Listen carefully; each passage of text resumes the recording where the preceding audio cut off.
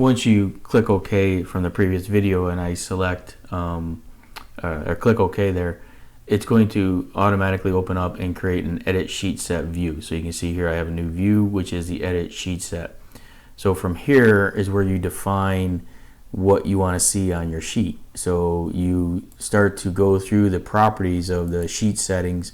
So what the paper size is, whether you want to draw the border, what layer the border is going to be on, what color it's going to be, whether you want it landscape or portrait. And then you work through these different sections. Now this little previewer here lets you kind of move ahead so you can see more of your project. In this case, I can start to see the plan and profile sheet. Now what you're able to do down here under plotted area is you're able to come in and start defining the location for the plottable area. So where is that? Where is the plottable area on your sheet, which is this second line in. You can define the width, the height, the layer, the color, whether to draw that border or not. So if you click on this, you'll see that that line will disappear because I'm not drawing it, but if I want to see it, I can click on it. So you're getting real-time updates as you modify and edit this sheet set. So you're going to work through each sheet. This is the sheet layout. So what is the column width and height?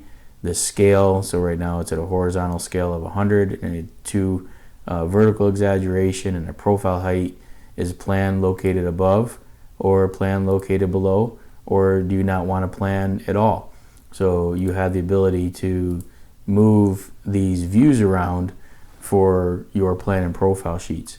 And then as you get into more, there's a whole lot more detail into, you know, the profile diagram, how that's displayed, how the plan is displayed, node segments, design labels, so on and so forth. So here's where you're editing your sheet and getting your sheet set up the way that you want it to look. So this is kind of part of where what was predefined and maybe a stock drafting template, but you'd be able to come in here and modify and manipulate and change it yourself. Now if you close this, if you go over to your project sheet set, you can see on the plan set, you can right click and select edit, and that will open up the editing view again, so you can edit this sheet set. So you can see that I can come here and edit this particular sheet set. If I go to one of the stock ones, you can see under the plan and profile sheets, I can right click and edit. It's going to ask what chord order associated with, just so you can preview it. So when I click on this, it's going to use the predefined standards here. So you can see the different look. On this stock one has a title block already predefined. It's got some sheet numbering already in there.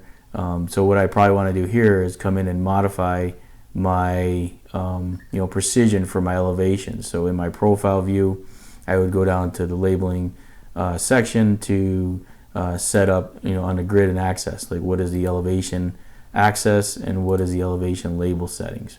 So again, you're able to come in here and make these adjustments to your sheet sets using the edit sheet set function.